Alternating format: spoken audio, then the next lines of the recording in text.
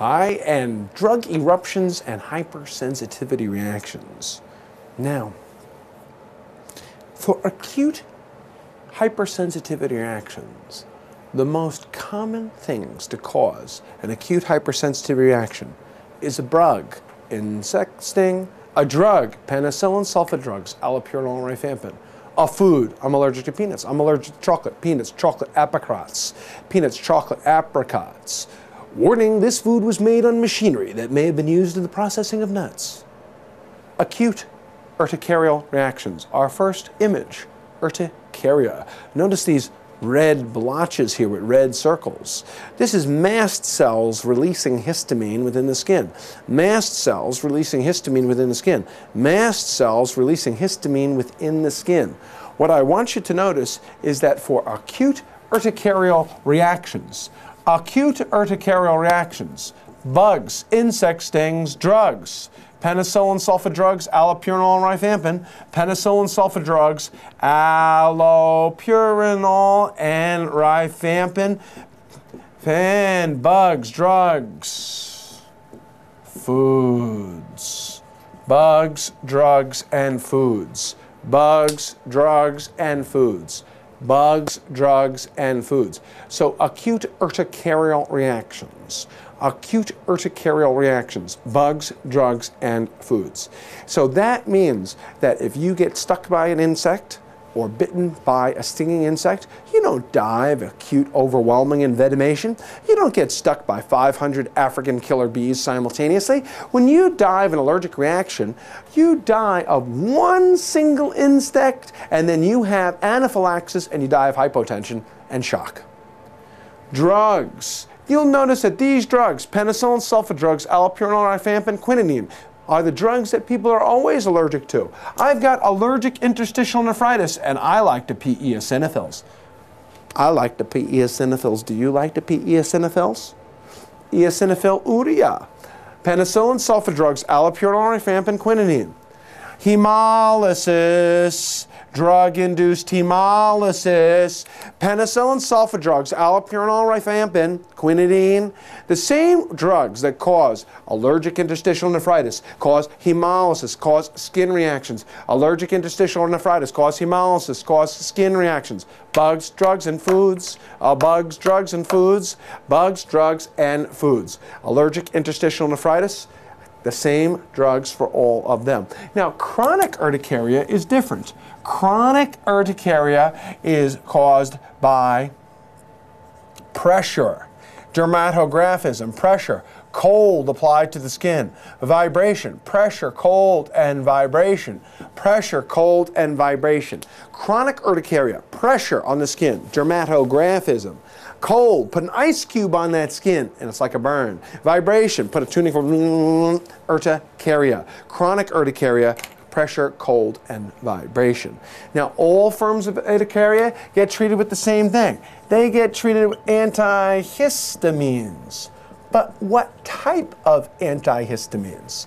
Not diphenhydramine and hydroxyzine, not those types of antihistamines, but antihistamines that are non-sedating, because this is not anaphylaxis. If it's anaphylaxis, the antihistamine is diphenhydramine, hydroxyzine.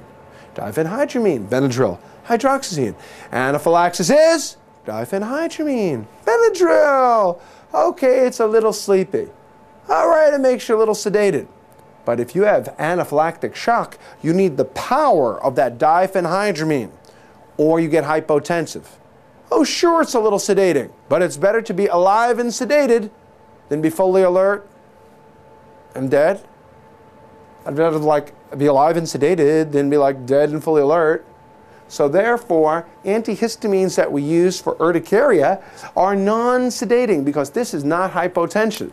These antihistamines is loratadine, fexofenadine, cetirizine. Now you notice that I don't use manufacturers' names. And that's because you can't count on manufacturers' names being on step 2. You can count that the generic name will always be there, but you can't always count on the manufacturer's name being there. The second thing I want you to notice is I never talk about doses. I never talk about doses because doses are not tested on step 2. So I don't talk about doses because doses are not tested on step 2. This slide, urticaria. Our next one, what we see here is a diffuse erythematous maculopapular rash. A diffuse erythematous maculopapular rash. Now, you see this word here, morbilliform? Morbilli. What does the word morbilla mean? Morbilli means in the form of measles. It's in the form of measles. It's 1937. The first sulfa drugs are being introduced into the United States. No one's ever seen a sulfa reaction because no one ever had antibiotics. There were no antibiotics before. So no one's ever seen a sulfa reaction. So what people had seen every day is that they saw measles every day. So when the first sulfa reaction was described, people said, I don't know what it is, but it sure looks like measles. So it's in the form of measles, morbilliform, morbilliform. Now there's so little measles that we saw measles, we'd have to say it looks like a morbilliform rash. Red, diffuse, petechial, but mostly just erythematous lesions that are diffuse erythematous rash. Later on, they can turn to be non-blanching, like petechiae, but acutely they're just a diffuse erythematous maculopapular rash, morbilliform. Now, when things can become more severe, that morbilliform rash can turn into something that has red rings, erythema multiforme. Erythema multiforme can give red rings, and the red rings of erythema multiforme, okay, also erythema multiforme can be secondary in addition to penicillin, sulfa drugs, allopurinol, or rifampin. Erythema multiforme can be secondary to certain infections. What infections have been associated with erythema multiforme? And the answer is mycoplasma and herpes simplex virus. Mycoplasma and herpes simplex virus. Now, the difference between measles and erythema multiforme is erythema multiforme gives red rings. Now, in addition, erythema multiforme can be secondary to certain infections, such as herpes simplex virus and mycoplasma. Now, how do we know that these red rings are not Lyme disease? Because Lyme disease is a large ring, 5 centimeters, large ring, 5 centimeters, large ring, 5 centimeters, like the Lord of the Rings. The ring, it wants to be found. Erythema multiforme, small rings. Lyme disease, big ring, 5 centimeter, much bigger and usually multiple.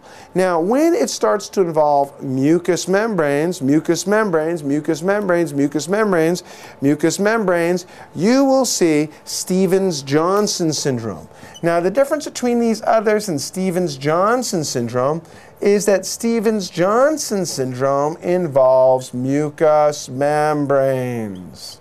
Stevens-Johnson syndrome rips right down into your respiratory epithelium.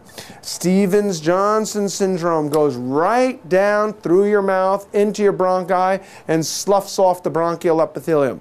Stevens-Johnson syndrome affects the conjunctiva. Stevens-Johnson syndrome affects the respiratory epithelium, affects the conjunctiva, affects the respiratory epithelium. Stevens-Johnson syndrome affects the respiratory epithelium and can cause pulmonary lesions because it is going to make you slough off right into your lungs. People with Stevens-Johnson syndrome die of respiratory failure. So what's the difference between Stevens-Johnson syndrome and these others? Mucous membrane involvement. Respiratory mucous membrane involvement. Stevens-Johnson syndrome. That's why you see here mouth involvement, and you see the ocular involvement in this kid. That's conjunctival involvement in this child. Stevens-Johnson syndrome. Now, when the lesion gets even worse, so that you have sloughing of skin off with just a finger's worth of pressure. Sloughing of skin with just a finger's worth of pressure is called Nikolsky sign. Sloughing of skin off with just one finger's worth of pressure is called Nikolsky sign. Nikolsky sign is what distinguishes the form of drug reaction known as toxic epidermal necrolysis. Toxic epidermal necrolysis is the worst of the epidermal drug reactions.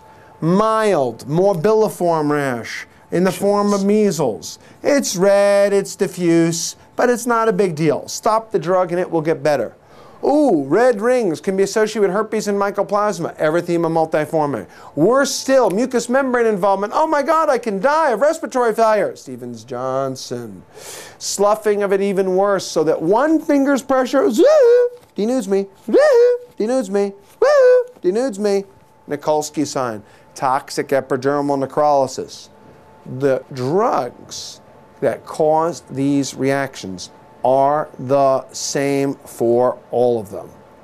The drugs, penicillin sulfa drugs, allopurinol, rifampin, lamotrigine, or lamotrigine, from neurology, the seizure drug. Penicillin sulfa drugs, allopurinol, rifampin, lamotrigine, are the same. Now, a fixed drug reaction. Fixed drug reaction, a quote-unquote fixed drug reaction, means that this is a skin reaction in response to drugs that is happening only in one area. It's a skin reaction to drugs that's happening only in one area. In other words, look at this guy's arms. What you see here is that he's got a reaction on the right arm here, the left arm here, and what's happening is that this reaction on the right and the left arm, the reaction only happens in one area.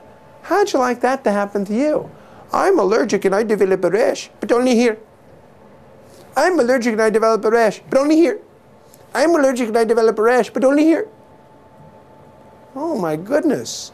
Fixed drug reaction. It is a person who's got an allergic reaction to penicillin sulfa drugs, allopurinol, rifampin, penicillin sulfa drugs, allopurinol, rifampin, lamotrigine, but it only pops up at one single area. It is fixed or attached to one single area. Fixed drug reaction.